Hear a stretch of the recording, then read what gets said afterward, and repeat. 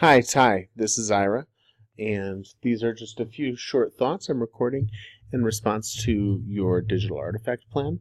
I hope that they'll be helpful as you um, continue the process of bringing that digital artifact into reality. Specifically, the 3 or 4 videos it sounds like is your plan to create.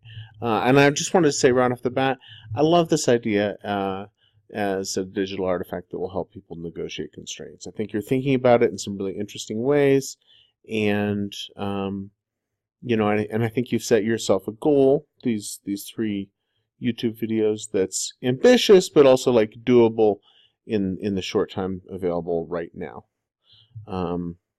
So at the very least, I do expect you to finish, at least one of those right now this semester for the purposes of our class. But I hope that you'll finish all 3. And I think your way of thinking about this is smart and thoughtful, and draws importantly on some of the ways of thinking about audience that we have for this that we've talked about through this semester.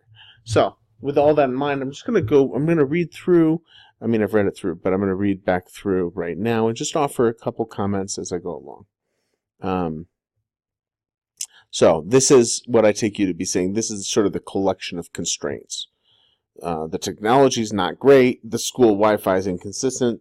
These are sort of external constraints. That sucks, and it's difficult, and it shapes what it feels like for the students to use the technology. And then we get to the constraints that you're going to actually really be helping your students negotiate, which is that their ICT skills are not there yet, basically. And then this last piece probably registers both these external constraints you can't do an awful lot with right now, and this constraint that you're going to help your students address.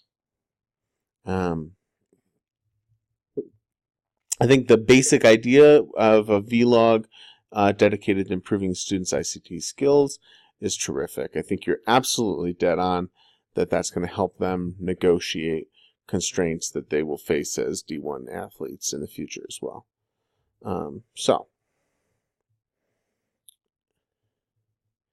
And I think the basic purpose, i.e. to just in a really simple, friendly, engaging way inform students about technology used in the classroom, I think is good. The classical rhetorical description of a speech is that it should move, educate, and delight.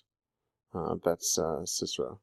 The speeches should movere, docere, delectare, et educare. And so I think that your way of thinking about this in the following is smart, that if you want to inform them, then you need, to some extent, to delight them, even as you're also seeking to educate, and then ultimately to move them to use the technology effectively in your classroom and beyond. All right, so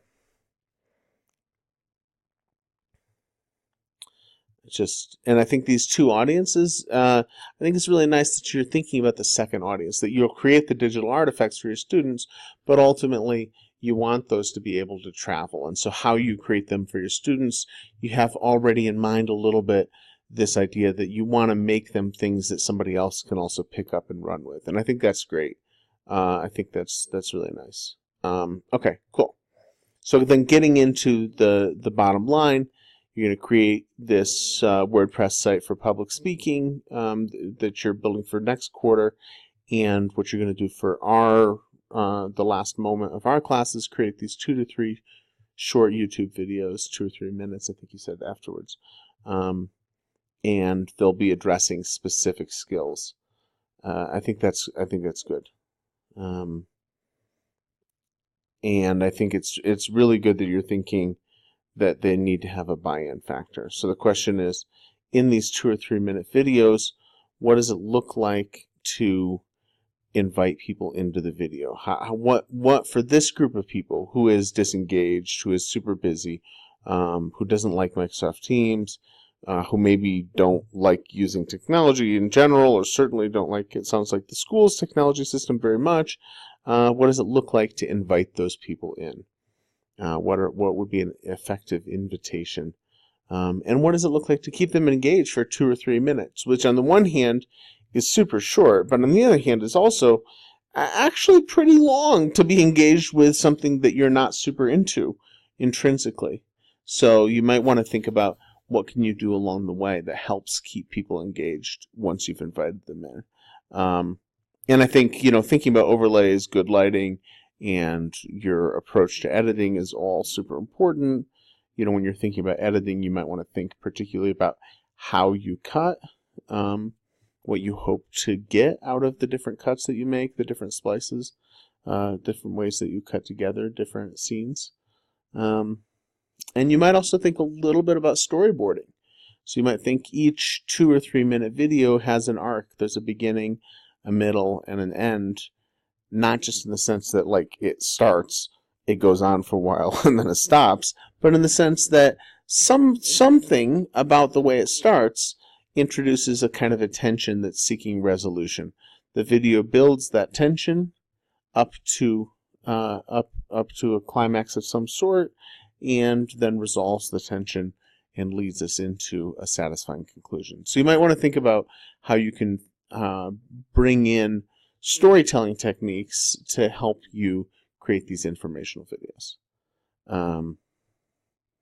And I think your aims here are great aims, and I hope you will succeed in them. I wish you some enjoyment in making the videos, and I'm eager to see them. And I just wanted to say too, on a more personal note, I'm delighted you've been in the class. I know that it's sometimes been pretty difficult to navigate just the sort of bare physical constraints on existence, just in moving to a new place, getting set up, all this kind of stuff, and then to do that in a way that allows you to keep participating in the class more fully has been tough, and I really appreciate your making the effort to do that, to stay involved and engaged in what we're doing in the class to the best of your ability, given those constraints, and it's been great having you in the class. So I wish you good things, and I look forward to seeing your videos soon. Thanks.